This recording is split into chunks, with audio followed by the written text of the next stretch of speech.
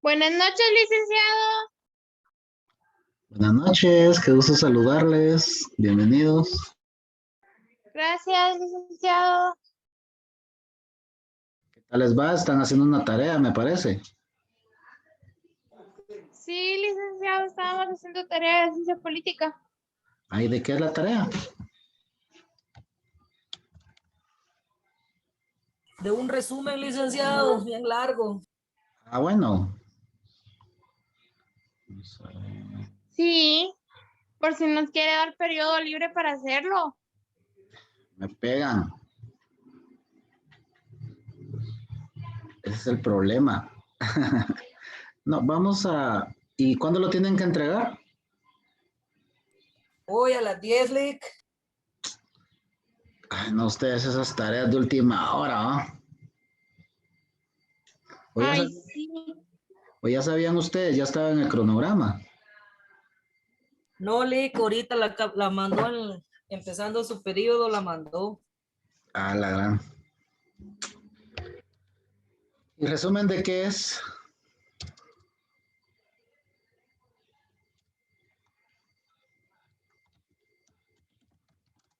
¿Qué consiste ese resumen? Es sobre De los grupos sociales o depresión. Ah, bueno.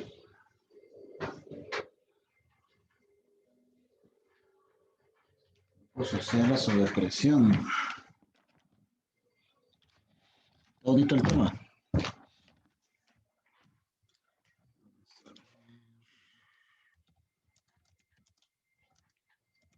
Vamos a hacer una cosa.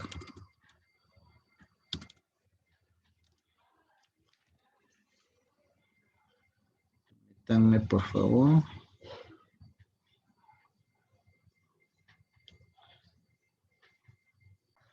Nos podemos dar el lujo de irnos apoyando. Vamos a ver, ya tengo varios compañeros que están presentes.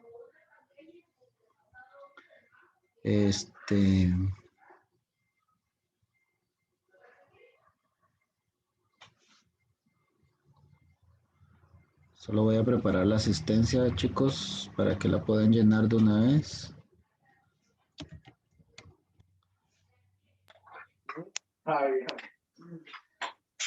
Ya decidí que para la próxima oportunidad nuestro examen parcial, final será un artículo o un ensayo.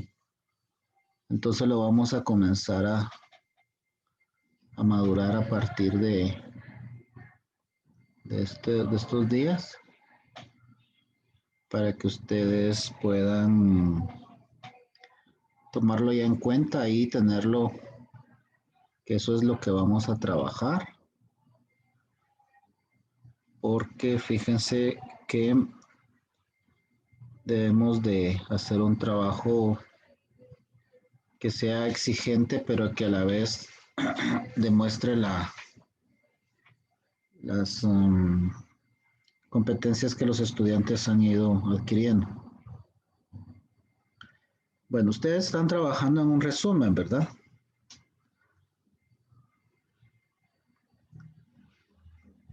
Yo quisiera saber, de acuerdo a lo que hemos trabajado acá en comunicación, ¿qué tiene que llevar un resumen? ¿Qué le agregaríamos a un resumen?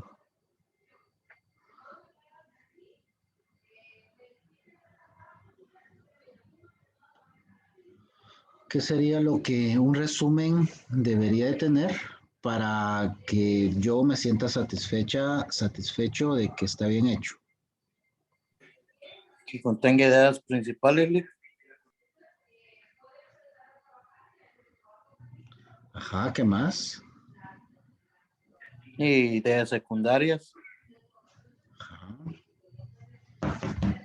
bien. Como nosotros hemos trabajado algunos resúmenes, ¿verdad? Que nos han permitido ensayar un poquito. Vamos a, vamos a compartir pantalla para que nosotros vayamos a hacer un mero examen de lo que se ha trabajado a la fecha. Vamos a ver. Hacer un repaso esta noche de la unidad 3, que es la que últimamente hemos estado trabajando.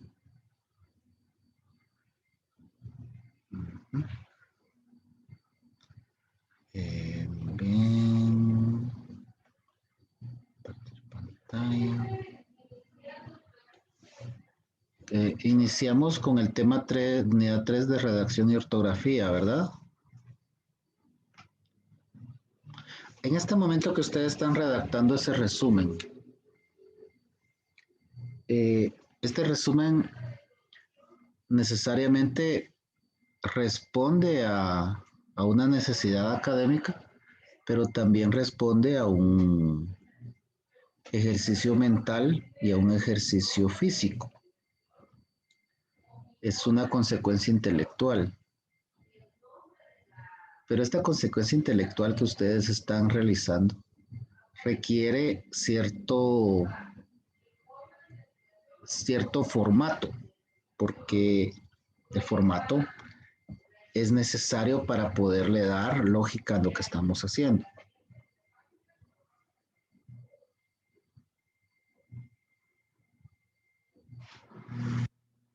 Cuando ustedes están trabajando esos resúmenes, ¿qué es lo más importante que ustedes creen que debe de ir en él?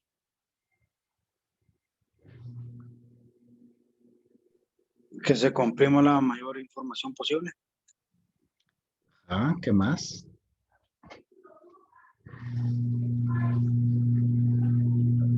Una buena redacción. ¿Qué más tiene que llevar? Naturalmente El tema del cual se va a redactar. Una adecuada ortografía, ¿verdad?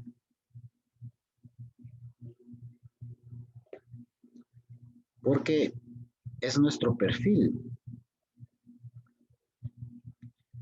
Fíjense que esta semana me sucedió algo realmente complicado. Una noche que hubo un accidente me solicitaron para poder trabajar para poder ver qué se podía hacer para arreglar el asunto, ¿verdad?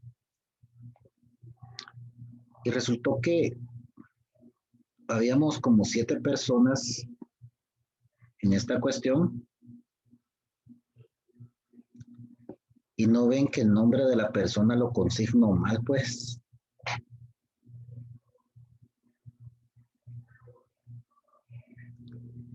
Y el asunto acá es que este nombre es vital para este tipo de instrumento. Entonces, cuando nosotros redactamos, debemos tener cuidado de muchas cosas, pero principalmente de cumplir con reglas de ortografía, de cumplir con la seguridad y la certeza en lo que estamos haciendo. Porque el señor se llama Hellman con L, como que fuera la mayonesa, pero con G, Hellman. Y yo le coloqué Herman en todo, pues. Entonces, es apropiado que ante cualquier situación así uno sea cuidadoso.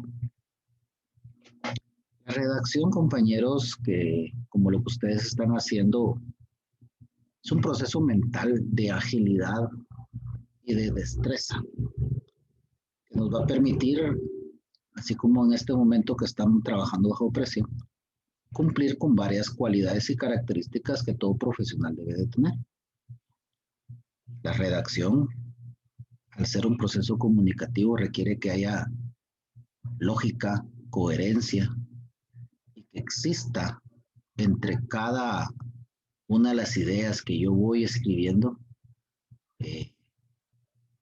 una adecuada, ya sea que se desenvuelva un tema o una serie de argumentos que vengan a respaldar una idea.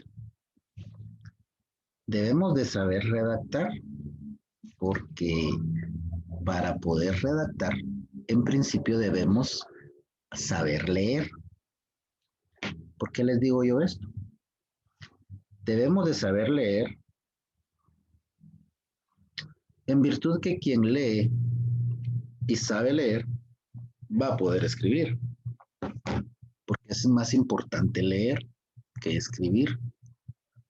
Es más importante saber leer porque cuando yo elaboro una lectura, la lectura me va a exigir va a hacer que tenga una exigencia interpretativa y una exigencia analítica y así también incluso crítica de lo que yo tengo ante mí. Y en ese sentido, saber estructurar adecuadamente un pensamiento es saber redactar también acertadamente. En este momento ustedes están buscando las palabras más apropiadas que van a ir enlazando cada una de las ideas que ustedes están extrayendo del documento que les proveyeron para realizar esa actividad en la que ustedes se encuentran. ¿Ya les llegó la asistencia, compañeros? Sí, licenciado. Bueno.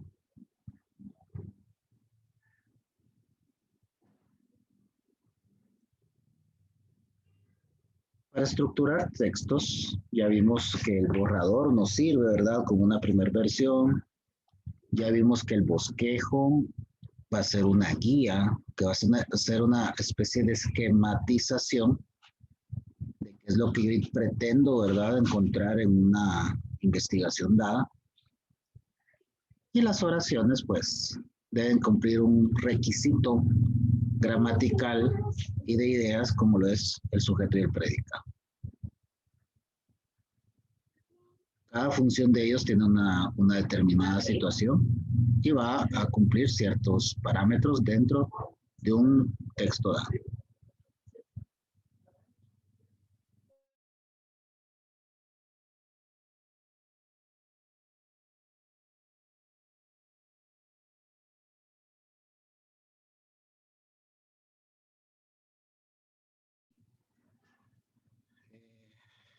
Sucede que cuando uno platica, cuando uno conversa, cuando uno escribe, muchas veces tiende a repetir constantemente una misma frase, una misma palabra, para poder hacer los enlaces que necesita o para poder darle como un ritmo de escritura a lo que hacemos o lo que decimos. A esas repeticiones que constantemente hacemos se le denomina repeticiones viciosas. Y cuando nosotros repetimos constantemente algo, esto puede generar en nosotros la idea de quien nos escucha que tenemos poca experiencia, que somos personas que no hemos leído y por tanto nuestro vocabulario no está desarrollado.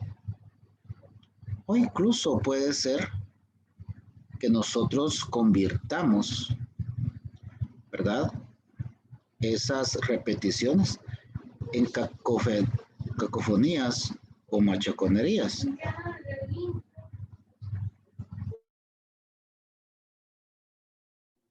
¿Alguien sabe qué es una cacofonía?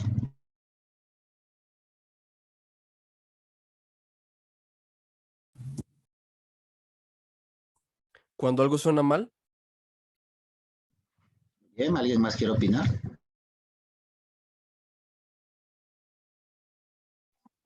Licenciado, buenas noches. Sonidos desagradables. Es, Ah, ya lo dije. dígame.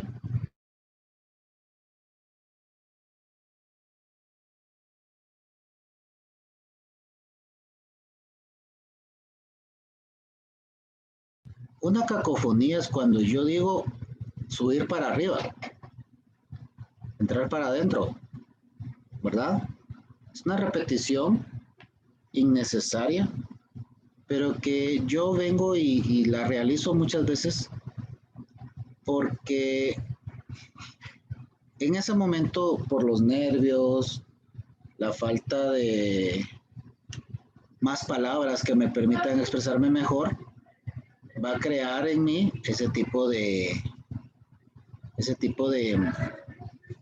expresión.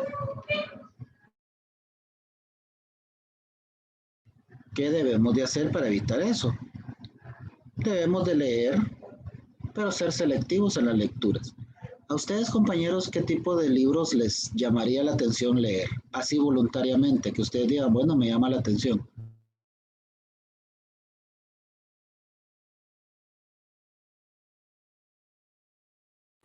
Sobre historia. ¿Qué manda?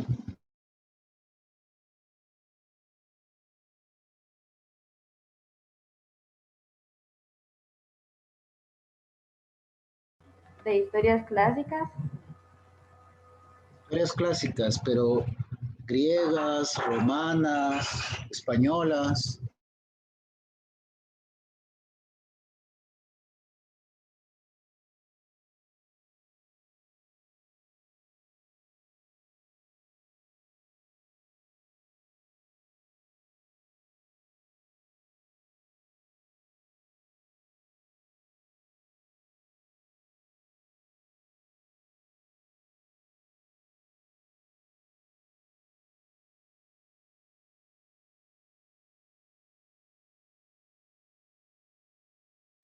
Fíjense, compañeros, que las lecturas que nosotros hacemos y debemos de hacer son todas aquellas que nos van a llevar a un nuevo nivel de conocimiento, a un nuevo nivel de experiencia tanto intelectual, cultural, como también expresiva.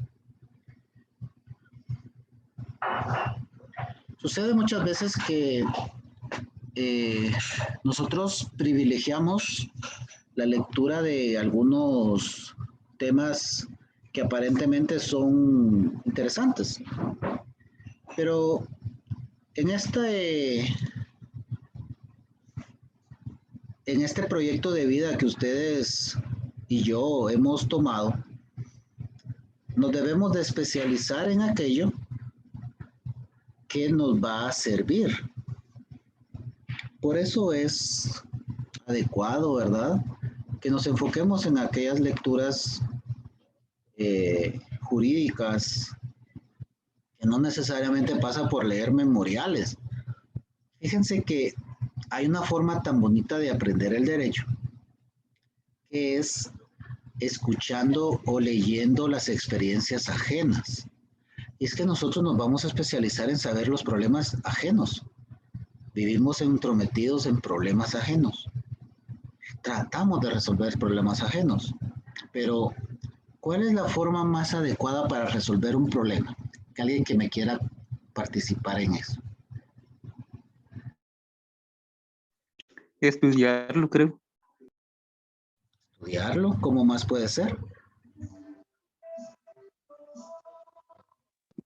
Dialogarlo. Platicarlo y dialogarlo de la misma manera para para poder planificar una idea de cómo arreglar la situación o llevar un proceso a cabo. Bien, Ver gracias. el origen también. Anda. Ver el origen. También. ¿Qué más puede ser?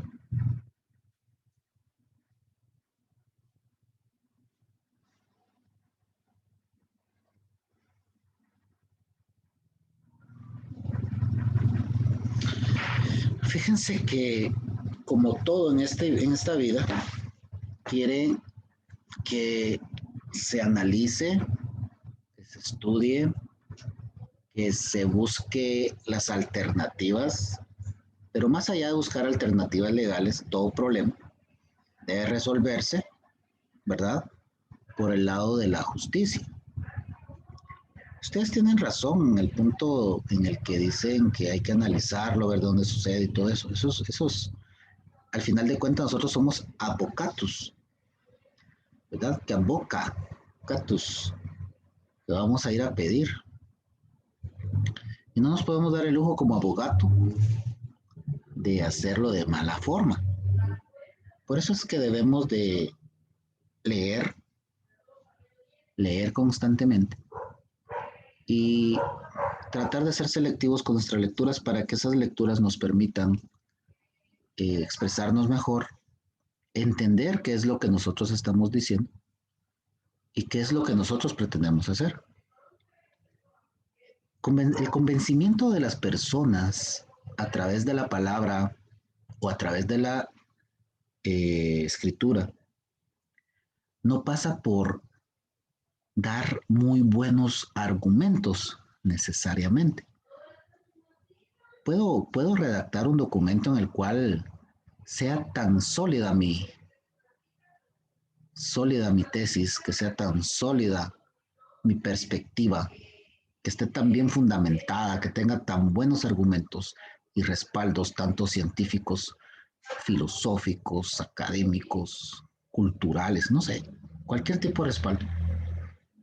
Puede ser tan bueno, puede ser que adolezca de cuestiones de dicción, si se ha hablado, puede ser que adolezca de repeticiones viciosas, que adolezca de faltas de ortografía. Pero si yo a esa exposición, ¿verdad? No le doy el énfasis necesario, no lo sé defender en determinado momento, se va a quedar simple y sencillamente en una excelente, dis, eh, una excelente disertación o un excelente escrito. Hace unos días se abrió a prueba un proceso que estamos ventilando con los compañeros y este proceso que se abrió a prueba, en el memorial inicial de demanda nosotros establecíamos que la persona se había separado en virtud de haber recibido violencia por parte del esposo.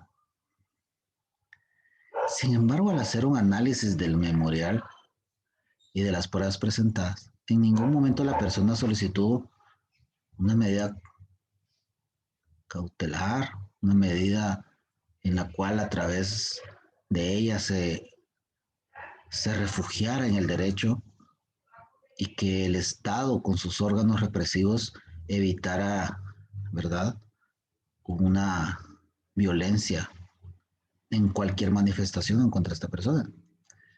Y acertadamente en el memorial de contestación de demanda manifestaba el demandado que si bien la demandante establecía que recibía violencia, no había nada a través de lo cual se estableciera la misma violencia. Podemos decir que hasta ese momento el demandado tiene razón. Ahora está la cuestión de que se abrió a prueba. Y en la apertura a prueba, afortunadamente y acertadamente, como se lleva una técnica y una táctica y una estrategia a la hora de un proceso, se le solicitó, ¿verdad?, el memorial inicial por parte de la demandante que se hiciera un pliego de posiciones. Cuando hablo de pliego de posición son preguntas que el demandado debe absolver. Cuando digo absolver quiere decir contestar frente al juez. ¿Qué quiere decir esto? Que el señor que contestó la demanda, indicando que en ningún momento existe prueba de que la señora recibió violencia,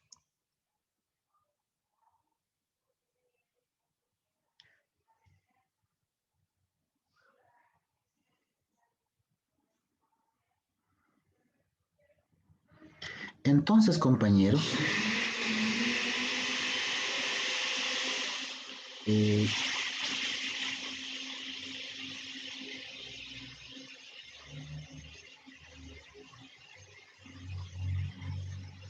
permítanme, compañeros. Entonces, compañeros,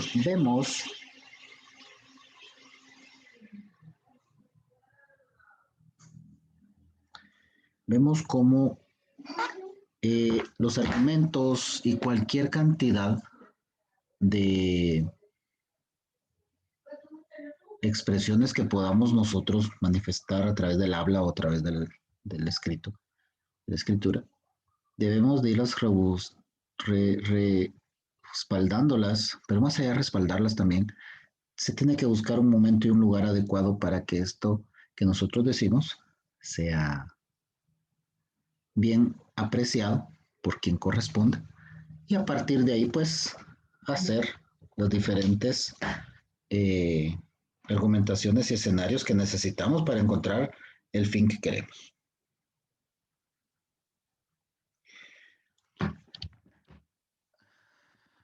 Nosotros, si no queremos repetir, aparte de leer, lo que podemos hacer es buscar la forma en la cual las personas que están cerca de nosotros nos indiquen, ¿verdad? Que estamos constantemente teniendo ese problema. Solo la crítica crea en la persona un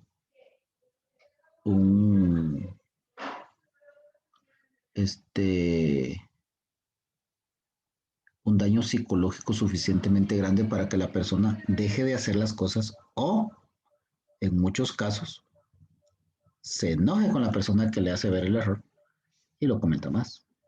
Pero eso no lo vamos a descubrir hasta que no se le haga ver a la persona.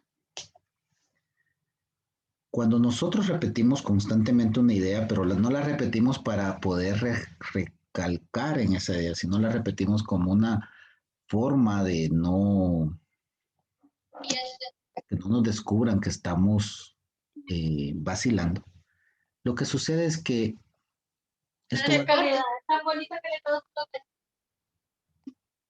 esto lo que hace es que va debilitando, ¿verdad? Va debilitando lo que la gente ve en nosotros. Si en algún caso ustedes tienen un docente y este docente comienza a tener problemas para explicar algún tema, ustedes les va a dar desconfianza.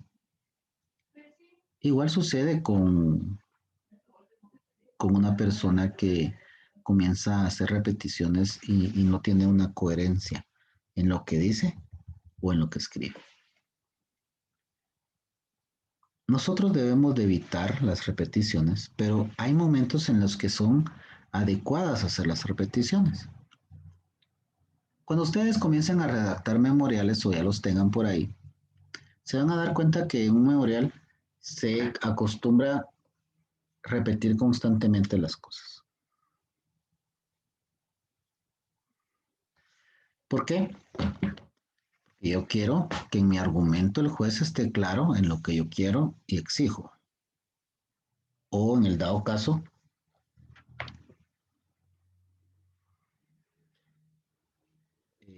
yo me defiendo de un argumento y recalco varias veces el hecho para que también quede claro en qué consiste.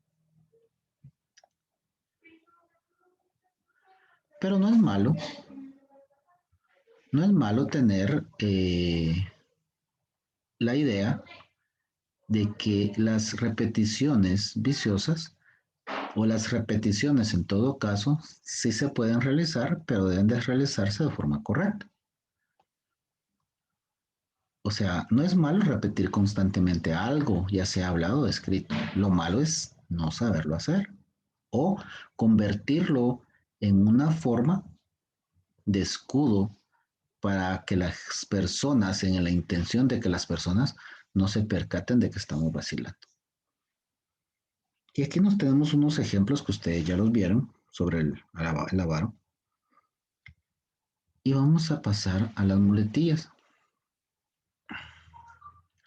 Muletilla viene pues de muleta. La muleta naturalmente es un artículo, una herramienta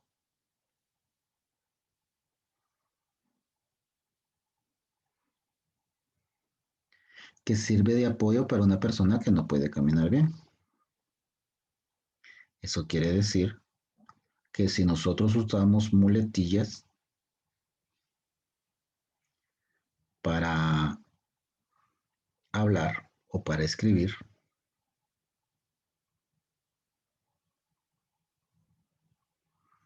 quiere decir que no lo podemos hacer bien. Y creo que no estamos en condiciones para que las personas tengan dudas al respecto.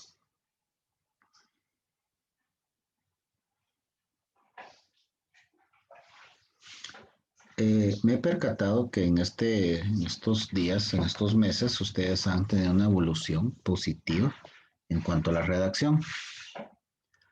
Pero esa evolución debe de plasmarse y manifestarse también en nuestros movimientos corporales y en la forma como hablamos. Las muletillas entonces no deben de existir porque son efectos desagradables. ¿Y saben qué es lo peor? Lo peor es que las personas que están cerca de nosotros, sin duda alguna que se dan cuenta, pero en la mayoría de casos no nos la dicen. Hay movimientos corporales que pueden ser considerados como muletillas.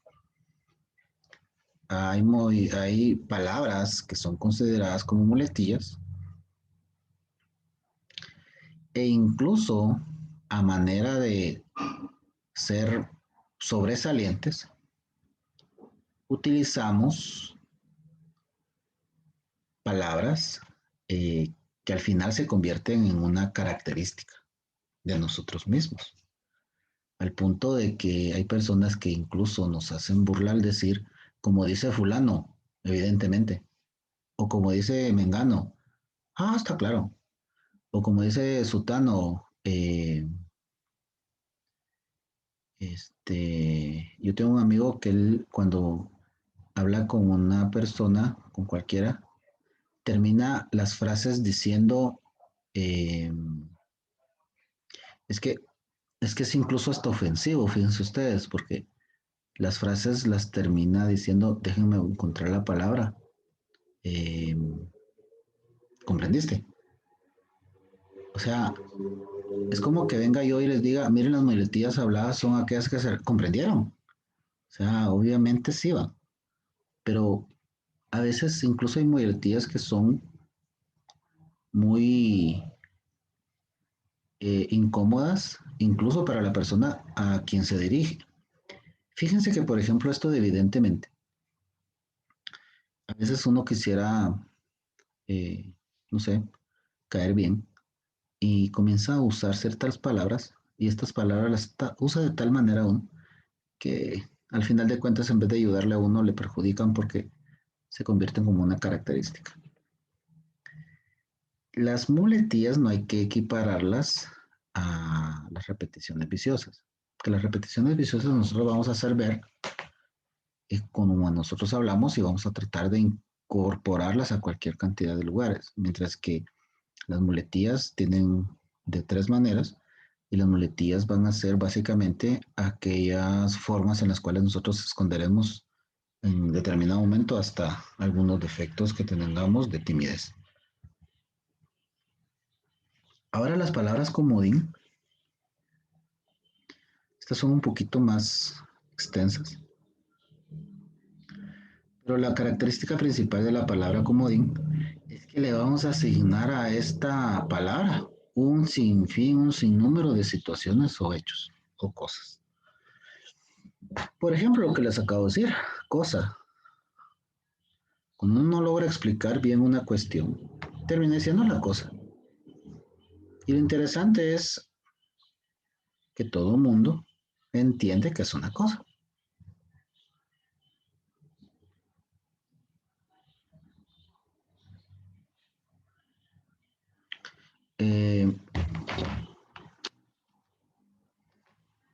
En todo tipo de lengua existen las palabras ómnibus, son proverbios, prosustantivos, proadverbios, proadjetivos. Entre los más típicos puede ser hacer, tener, hacer, poner, decir, echar.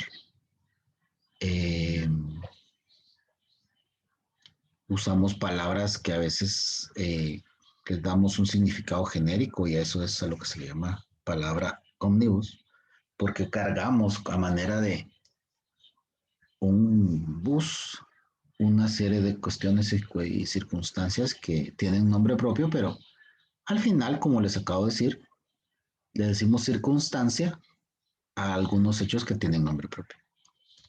Las palabras saco son abreviamiento, es decir, abreviaturas. Se llaman también acronimias. Y regularmente estas las vamos a encontrar como manifestaciones modernas para definir o referirse a dos actividades que al final de cuentas se terminan uniendo. Y esto, ¿verdad? Esto, las palabras saco, son las que nos permiten crear nuevas palabras. Es una forma de creación de nuevas palabras. Se le llama acronimia. El tema de acá, que tenemos acá, esto corresponde a otro, se me subió acá a la hora de modificarlo. Entonces lo vamos a ver así. Perdón. Las palabras concretas comunes. Creo que acá perdió la virtud del documento porque se cortó la idea.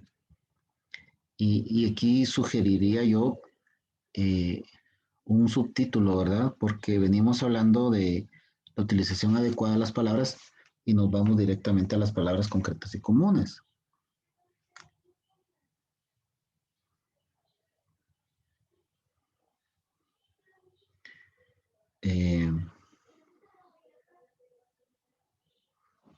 Las palabras, cuando nosotros creamos un texto, debemos de mantenernos en la idea que estamos haciendo un texto.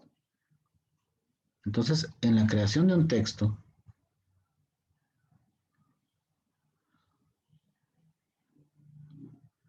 debemos ser concretos, utilizar palabras comunes y sobre todo que sean cortas. Para ustedes, cuando se les dice que la palabra es un plano cognitivo, ¿a qué se imaginan?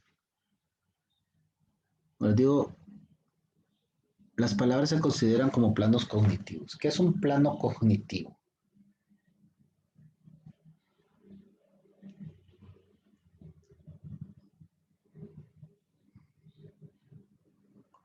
¿Nadie quiere participar? Es un plano cognitivo. Bueno.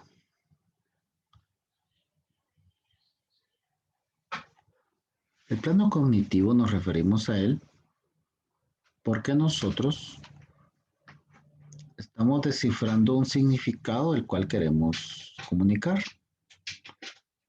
cognitivo porque representa un proceso inteligente para transferir una información, para transferir una idea o un sentimiento.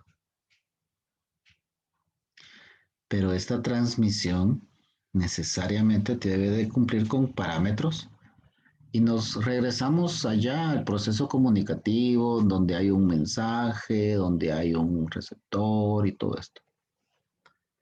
Ese poder de transmisión de información y sobre todo de la decodificación adecuada del mismo va a determinarse, depende de muchas circunstancias. Fíjense que cuando nosotros hablamos de algo abstracto, qué es algo abstracto? ¿Quién quiere compartir con la clase? Cuando hablamos de algo abstracto, ¿qué es eso? Algo real. ¿Es algo real? Muy bien. ¿Qué más puede ser algo abstracto? Algo que no se puede describir. Algo que no se puede escribir. Ajá. Algo que no se ve, que solo se siente. Muy bien. ¿Qué más puede ser algo abstracto? Que no tiene forma. Tiene forma. Muy bien. Yo en este momento... Algo difícil de entender. Muy bien. Excelente. Si nos damos cuenta, nosotros parecemos que somos bastante abstractos, ¿verdad? No nos entendemos, no encontramos realmente cómo somos. Abstracto.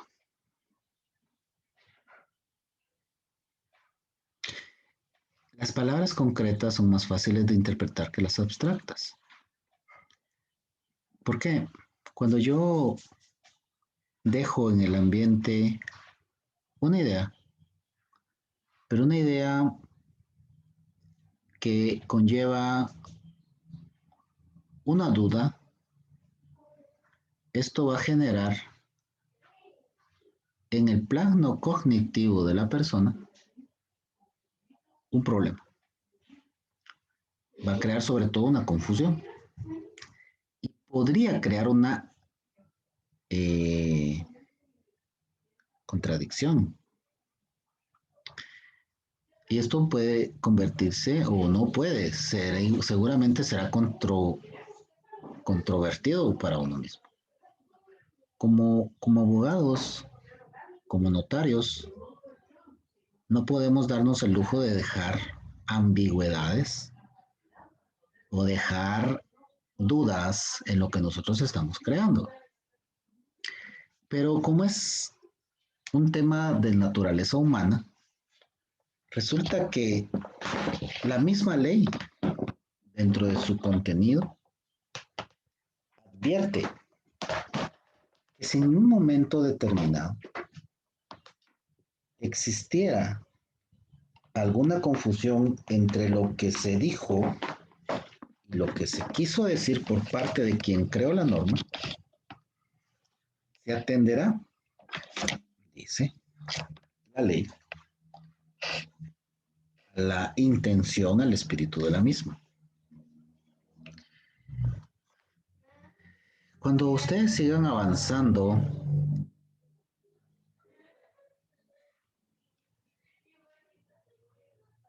en el proceso formativo de esta carrera, se percatarán que en la ley existen muchas confusiones y que existen muchas ambigüedades y que existen también contradicciones. Pero a pesar de todo esto, nosotros como buenos profesionales del derecho, no le podemos resolver a una persona y entregarle, por ejemplo, un documento en donde haya una responsabilidad económica del pago de una cantidad de X de dinero y no respaldemos a nuestro cliente en cuanto a la forma de recuperarlo. No respaldemos a nuestro cliente en la manera de hacer efectivo ese documento. Y por otro lado también, aunque no nos esté pagando, no podemos permitir que la persona obligada ceda más allá de lo que es justo.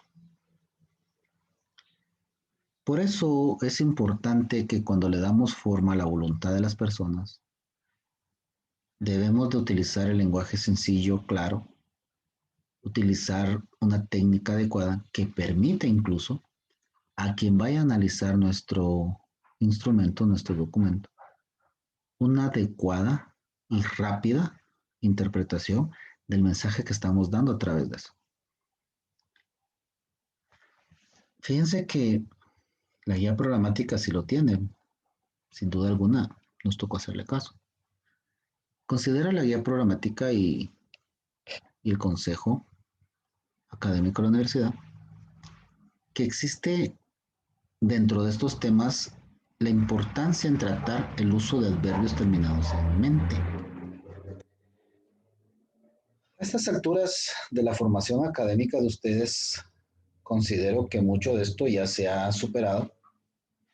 Quizá lo que más afecta nuestra forma de hablar y nuestra forma de escribir es aquel relajamiento que se ha dado en el sistema educativo, en donde es tan permisivo que se puede ganar idioma español sin aplicar la ortografía y se puede ganar la matemática sin haberse, al menos, sin haber tenido el control sobre las tablas del multiplicar. Antes, hace años, no era posible, o sea, que de verdad no manejaba las cuestiones de ortografía en la primaria, era muy difícil que fuera a ganar. Pero hoy por hoy, incluso pareciera que no son reglas de ortografía, sino opciones de ortografía.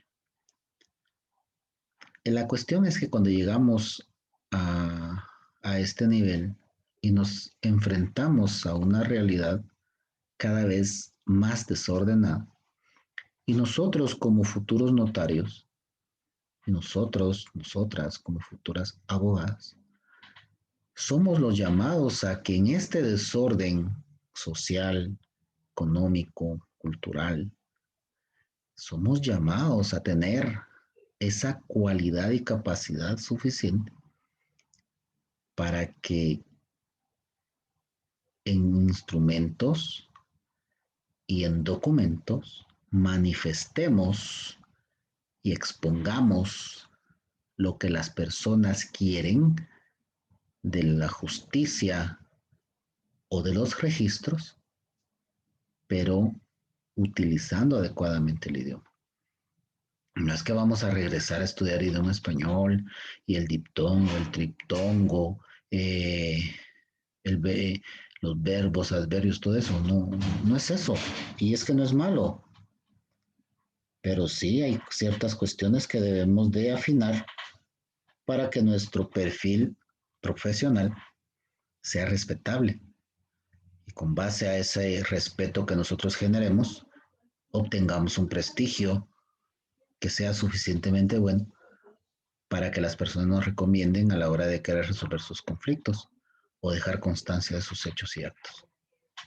Por eso es que los adverbios terminados en mente es importante para la universidad, que nosotros lo veamos y que concluyamos que debemos evitarlos toda vez que nos quita y nos hace más pequeño nuestro perfil, nuestro prestigio y nos va a dar uno, dos o más dolores de cabeza a la hora que presentemos algún tipo de instrumento, documento, no en los juzgados, más adelante en esta carrera y nos percatemos que obtuvimos una nota que no era la que pretendíamos, pero que no es consecuencia de que no hubo un esfuerzo.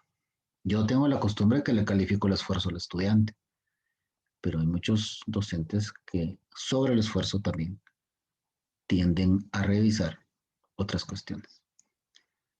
Y no es malo, es excelente. Eso le da calidad al trabajo realizado.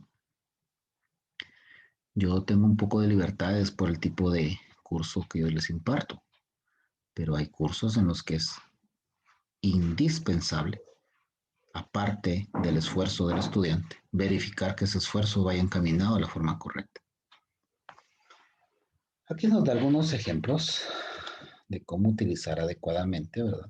Las palabras, las frases, dónde irlas escondiendo, dónde irlas exponiendo. Porque al final esto nos va a ayudar inclusive a que si estamos trabajando en un lugar X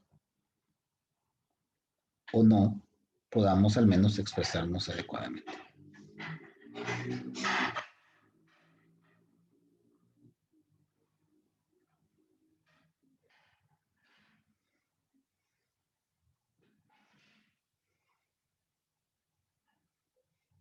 ¿Alguna duda hasta este momento, compañeros?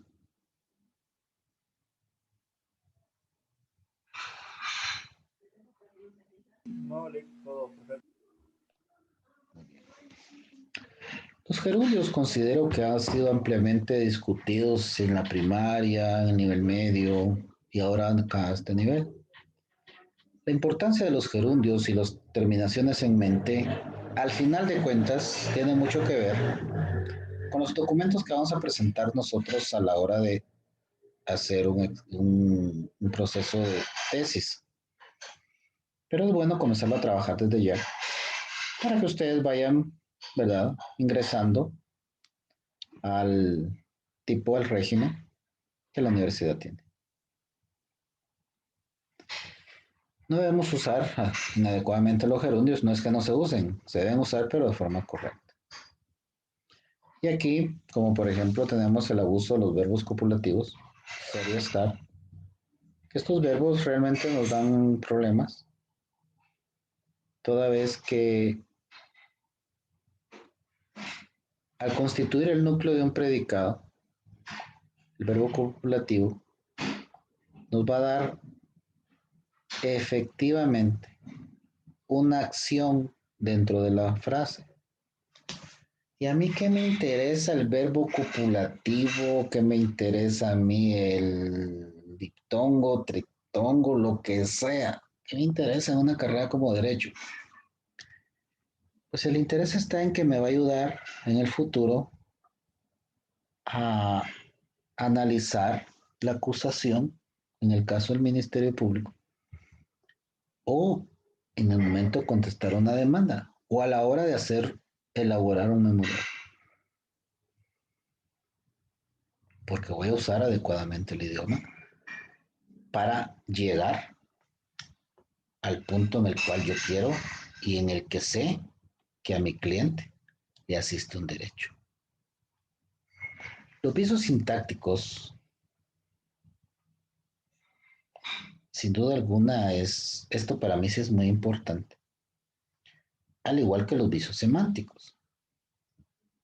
Esto le resta calidad a la persona, le resta también prestigio.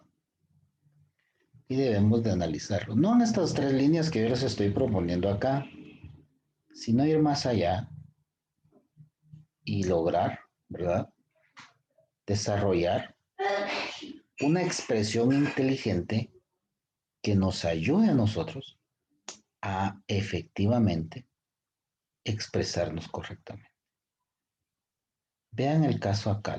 Luis va a la casa de Paco en su coche. ¿En el coche de quién?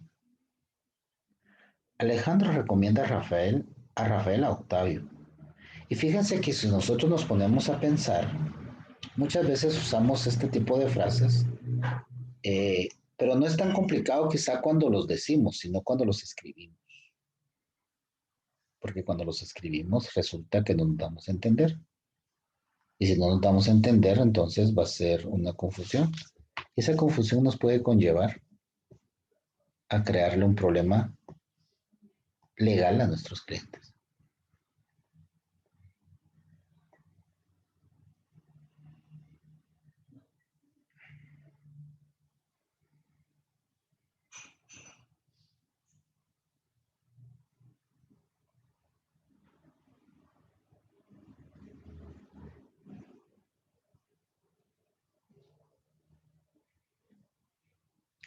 Bueno,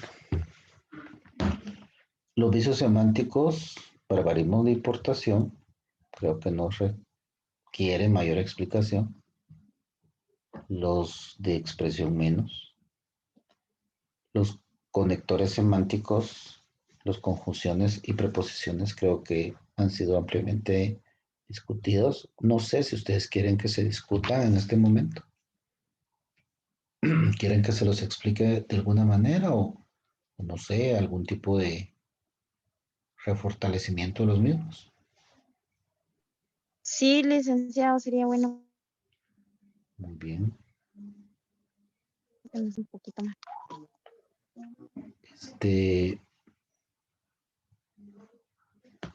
Cuando nosotros hablamos conectores semánticos, vemos que son nexos sintáctico proposicional, intraoracional o interoracional, que van a dar una relación semántica entre lo expuesto y la causa externa al emisor. ¿Cómo de interesante que las conjunciones vienen a ser enlaces o nexos entre palabras, oraciones o sintagmas? Tienen esa característica esencial que son invariables. No van a cambiar.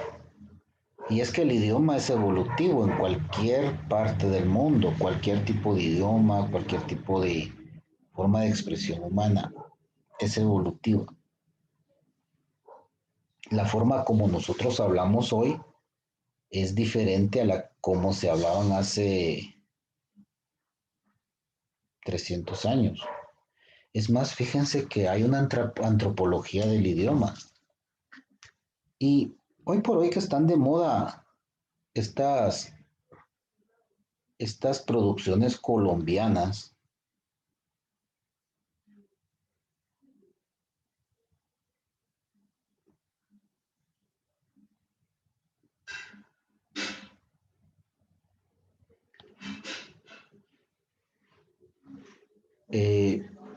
resulta que dentro de la antropología del idioma, Colombia recibió la primera oleada de inmigrantes españoles, al igual que Guatemala y México.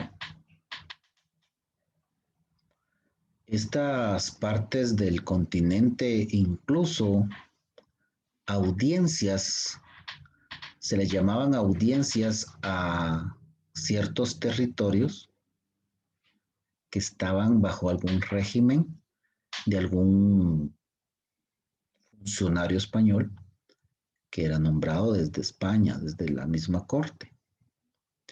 Y fíjense que la audiencia que se estableció en Honduras se llamó la audiencia de los confines. Y se llamó la audiencia de los confines porque antes, como era complicado interpretar los mapas, es más, no existían los mapas tan exactos como hoy, la posición geoposicional y todo esto. Es más, la gente consideraba que el planeta era plano. Entonces, creían que en Honduras, Nicaragua, donde ya la tierra se iba reduciendo y los mares se iban juntando, era el fin de un continente y que de alguna forma eran dos grandes islas las que existían por acá. Entonces, los antropólogos del idioma encuentran que en estas áreas hay gente que utiliza palabras, arcaísmos, que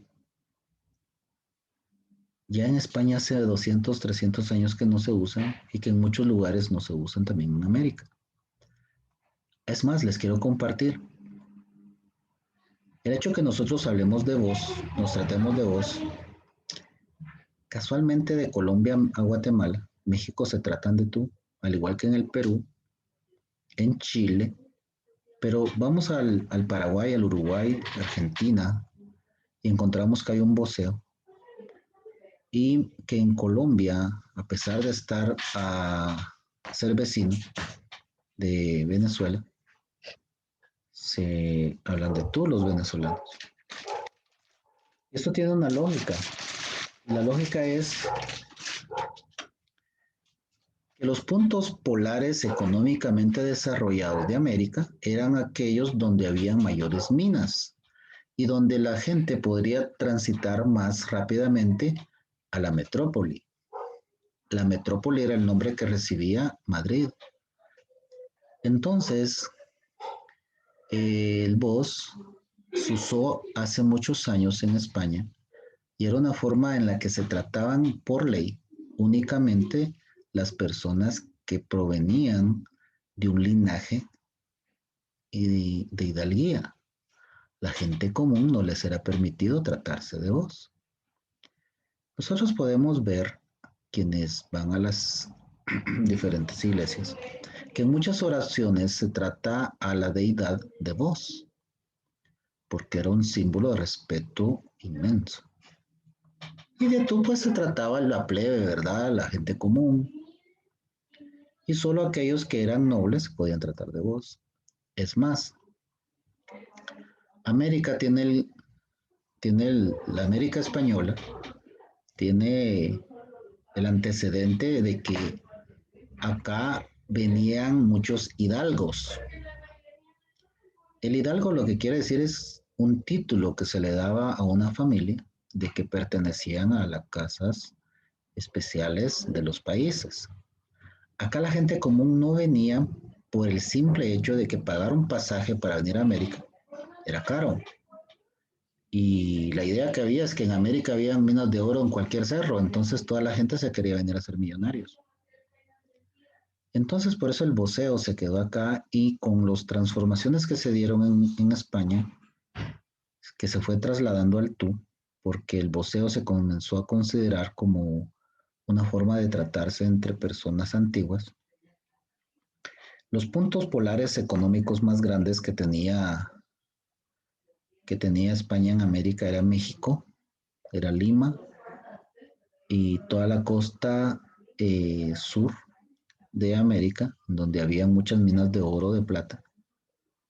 Y entonces por eso es que ellos hablan de tú, al igual que las islas, que era donde había muchos puertos, en donde había un tráfico intenso de mercancías que salían de acá del continente y que se resguardaban por allá. Y todo eso hizo que el idioma fuera evolucionando, pero que se quedaran ciertas áreas de América en donde todavía se usan palabras arcaicas. Y esa característica que tienen los conectores semánticos que no se transforman, es una característica que incluso a esta evolución que les comentaba del idioma, no los transformaron. Por eso la I o la Y, ¿verdad? Sigue siendo en su estructura y en su sonido igual. Hoy por hoy me parece que la evolución que está teniendo el castellano o el idioma español es a la pérdida de ciertas palabras. Ya perdimos la doble L o la LY. Ya no existe, ya no se utiliza.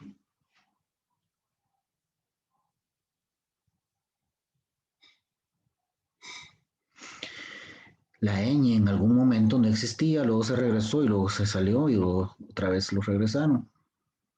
La W o la W, que también ha sufrido muchos cambios. Pero sin duda alguna el cambio que está sufriendo el idioma son las transformaciones que nosotros mismos le estamos dando a través de la escritura. Pero a pesar de eso, los conectores semánticos se mantienen sólidos y no vamos a encontrar otra forma que no sea esta forma de conexión. Las conjunciones coordinantes, dice acá el texto, son el tipo de conjunciones que enlazan elementos para crear relaciones de coordinación O sea que se mantienen en una misma jerarquía, pero no van a depender porque funcionan de forma autónoma. O sea, la palabra va a significar lo mismo y va a ser igual, esté o no esté. Solo se van a coordinar como para aclarar. La subordinante sí necesita que exista la otra para conformarlo.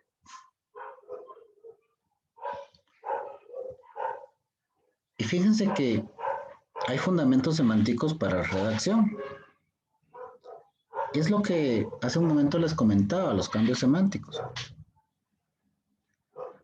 Las palabras no siempre significaron lo mismo.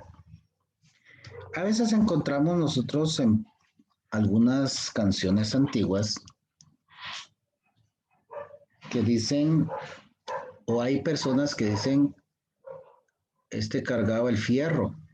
Es más, la forma como se marcan las bestias, caballos, vacas, es a través de un fierro. Y es que la palabra fierro fue al principio el nombre que se le daba al hierro, porque el hierro al venir de ferrón, de ferroso, pues entonces se decía fierro. En algún momento la gente no quería hacer el sonido de la F, la F, y se quedó en hierro. Estamos llegando a un punto debido al desorden que hay, que considero que va a llegar a un punto en el que ya no se va a decir hierro sin H, sino con H, perdón, no que va a llegar al punto que va a decir así, tal cual, hierro. Y la gente, como ya no tiene H, la I la va a convertir en Y y ya no le van a decir hierro, le van a decir hierro. Entonces, imagínense, esas son las transformaciones semánticas. Los cambios semánticos muchas veces vienen por factores históricos y otras veces vienen por factores sociales.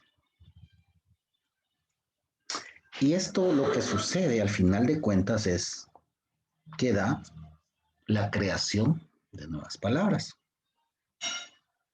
Es que un idioma, es complicado que un idioma vaya a mantener las mismas palabras en su estructura y en su forma de manifestarlas. Muchas palabras van cambiando y se van formando nuevas.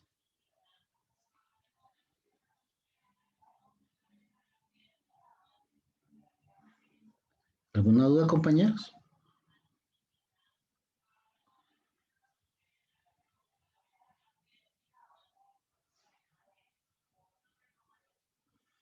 Bueno. Entonces, la formación de palabras nos ayuda a que la lengua, ahí dice legua,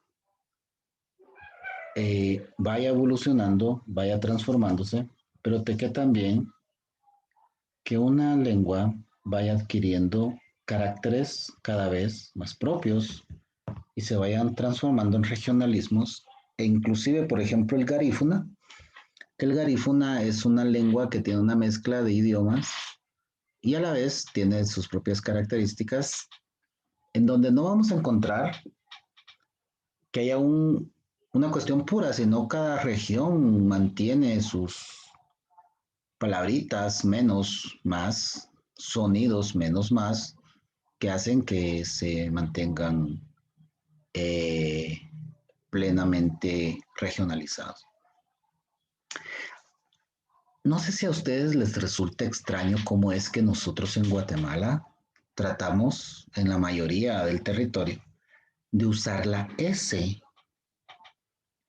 mientras que en Honduras y El Salvador se usa mucho la J para sustituir la S. En Nicaragua también. Pero venimos y vemos que en Costa Rica, aparte que se usa también mucho la S, se recalca en la R, porque ellos no son de Costa Rica, son de Costa Rica. Y vemos como en Panamá, ¿verdad?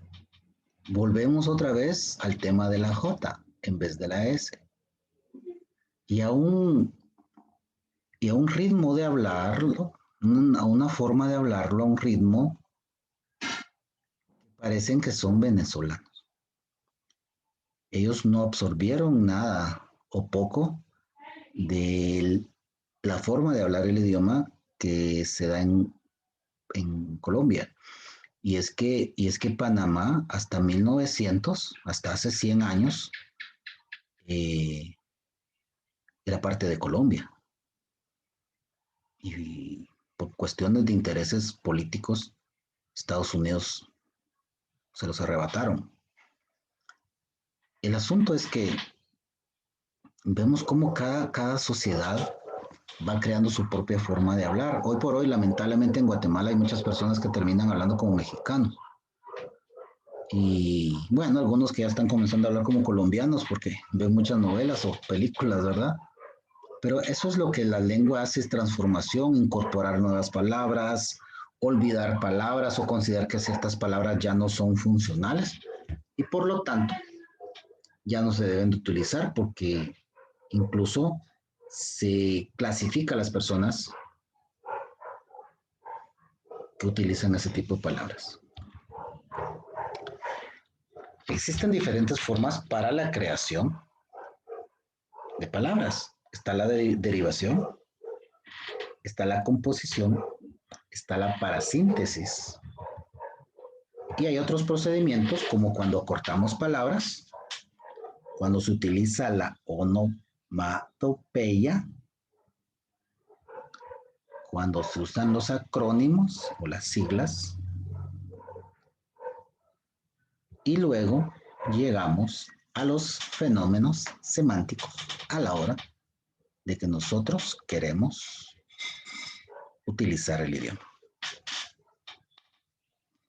La sinonimia es una relación semántica de identidad o semejanza de significados. Son sinónimos. Y son aquellas palabras que tienen un significado similar o idéntico.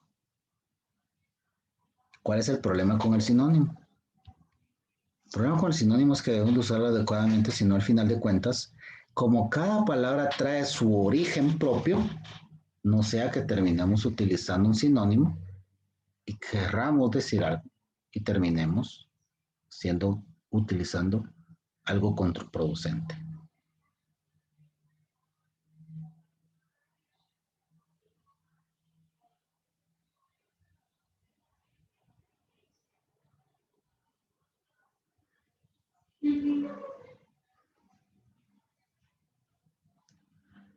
La paronimia es un hecho lingüístico en que dos palabras tienen distinto significado. Fíjense que las paronimias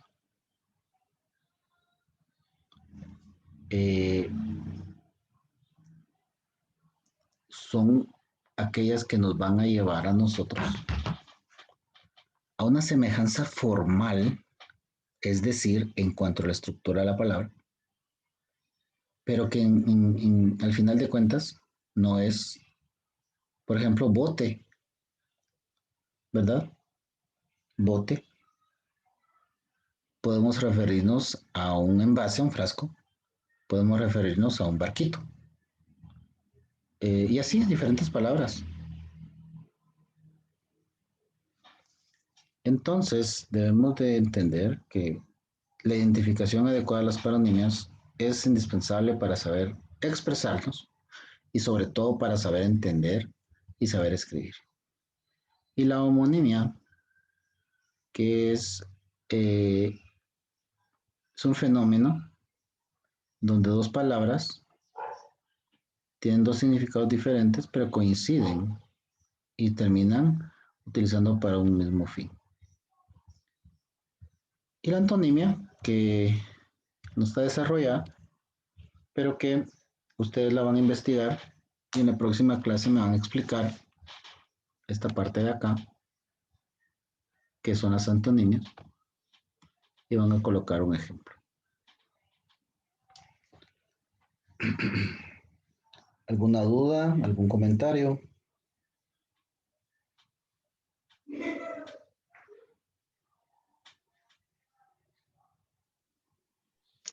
Licenciado, disculpe, ¿qué dijo que era la homonimia? ¿Vemos? La homonimia son cuando dos palabras distintas que tienen un origen diferente llegan en la evolución a significar totalmente algo distinto, pero que suena igual. Y está este ejemplo.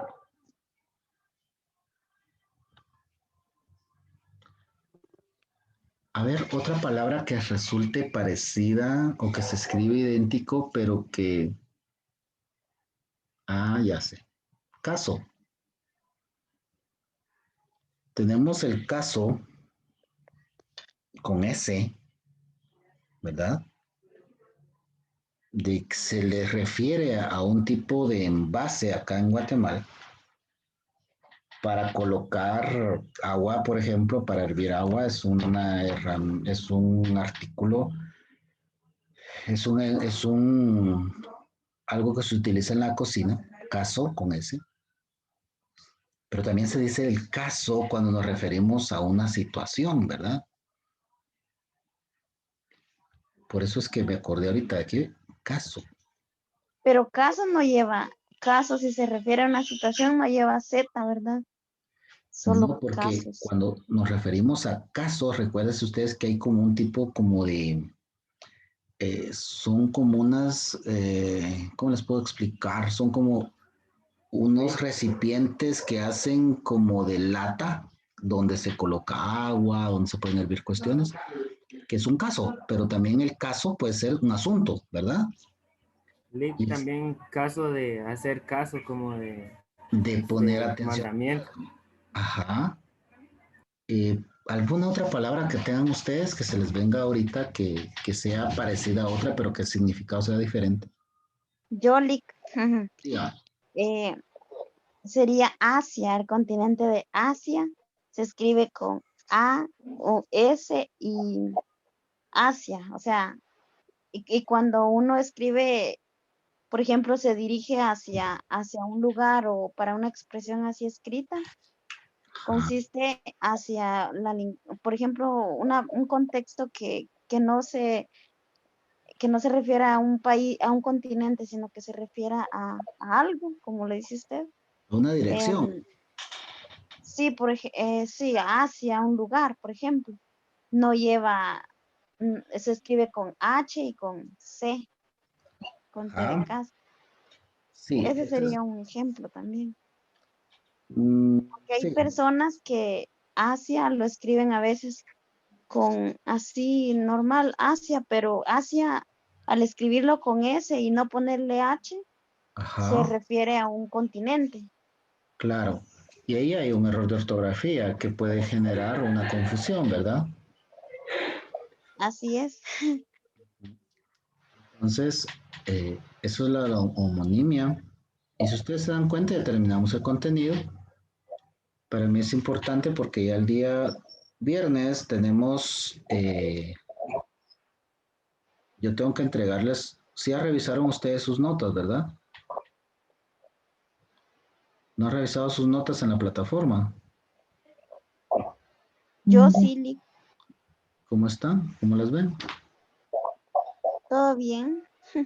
Muy bien.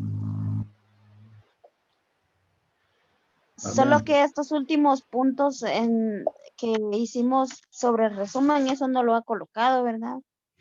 ya está todo. Ah, Ya están todos los puntos. Ya no hay nada más. Vean, este, yo les voy a enviar el cuadro. ¿Saben qué? Lo voy a hacer de una vez. Tenemos 10 minutos. Yo tengo entendido que tengo el cuadro. Si no, se los mando en un rato. Les voy a enviar el cuadro porque ya toda la zona está en su lugar, ¿verdad? Y pues ya ahí ya cumplimos con esto. Lo voy a publicar en unos minutos. El cuadro de la zona, permítanme, vamos a ver si lo encuentro por acá. Porque sí me interesa que ustedes lo tengan y oficialicemos de una vez esto, porque fíjense que Ya el semestre se está acabando. Entonces, vamos a ver. Segundo parcial. Necesito que ustedes tengan a la vista esto. Ya días que quería trasladárselos, pero ha estado un poco complicada la cuestión. Vamos a ver si tengo todas las notas acá incorporadas. Sí, ya tengo todo. Entonces, vamos a hacer algo de una vez, porque fíjense que si no, yo no lo voy a hacer. Vamos a ver por acá. Entonces, ojalá estén pendientes, por favor, de su WhatsApp. Yo les voy a enviar en este momento cómo quedó la zona al final de cuentas. Vean, muchos de ustedes, no sé qué pasó con las últimas tareas, pero no aparecieron. Yo no sé si no las subieron, yo no sé si no las pudieron subir, o no sé si de repente hubo problema con el internet. Hubo una persona que incluso me adjuntó su tarea hasta como 5 días después, ya no se podía calificar, ¿verdad? Entonces, ahí estamos. Entonces, yo les voy a mandar ahora mismo al grupo. A ver si me llegó. Se los voy a enviar para que ustedes los vean. Ahí estamos. Porque esta es la zona final. Ahí está. Esta es la zona publicada. Esta es la zona final. Así es como quedaron sus puntos. Y ahí está detallado que los punteos que ustedes obtuvieron en el transcurso. Yo considero que les fue muy bien a la mayoría. Hubo mucha deserción este semestre. Creo que de todos los compañeros que empezamos, una tercera parte se retiró y es lamentable pues porque la idea era terminar el semestre completo. Pero entiendo que a veces las cosas no salen como uno quiere y sin remedio, ¿verdad? Hay que hacer de ¿cómo se llama? De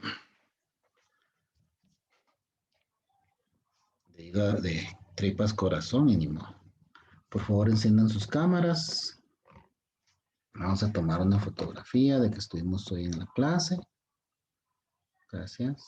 Vamos a tomar nomás para que ellos digan que sí. Pudimos conversar un ratito. Quienes no puedan funcionar sus cámaras, no tengan pena, yo entiendo perfectamente. Muy bien. Entonces yo les agradezco la atención, espero que hayan avanzado en lo que estaban haciendo. Descansar, revisen las notas, ¿verdad? Y nos reencontramos el día viernes. El día viernes vamos a, creo, tal vez vamos a hacer alguna actividad o algún tipo de, no sé, algo que nos haga el tiempo de estar en el aula, porque yo lo que quería trabajar con ustedes ya lo trabajé. Entonces, para mí ha sido un verdadero placer. Espero que descansen, que pasen la mejor de las noches y siempre es un gusto saludarlos. Gracias, Lick. Feliz noche. Gracias, Feliz Lick. noche, Buen Lick. Feliz descanso. noche. Feliz noche. Buenas noches, chicos. Que descansen.